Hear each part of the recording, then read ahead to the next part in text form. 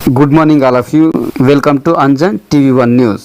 తిరుమలకు మహాపాదయాత్రను ప్రారంభించిన మడకశిర ఎమ్మెల్యే ఎంఎస్ రాజు మరియు మడకశిర నియోజకవర్గం ఇన్ఛార్జ్ గుండుమల తిప్పేస్వామి. ఆంధ్రప్రదేశ్ శ్రీ సత్యసాయి జిల్లా హిందూపురం పట్టణం శ్రీ పేట వెంకటరమణ స్వామి దేవస్థానం నుండి తిరుమల వరకు సాగే పాదయాత్రను హిందూపురం శ్రీ పేట వెంకటేశ్వర దేవాలయం వద్ద మడకశిర ఎమ్మెల్యే ఎంఎస్ రాజు మరియు మడకశిర నియోజకవర్గం ఇన్ఛార్జ్ గుండుమల తిప్పేస్వామి జెండా ఊపి ప్రారంభించడం జరిగింది. ఈ నేపథ్యంలో హిందూపూర్కు చెందిన 350 మందితో కూడిన పాదయాత్ర బృందం 300 కిలోమీటర్లు పాదయాత్ర నిర్వహిస్తున్నట్లు తెలిపారు. ఈ తరుణంలో ఈ నెల డిసెంబర్ 14వ తేదీన తిరుమలకు పాదయాత్ర బృందం చేరుకోనున్నారని తెలిపారు.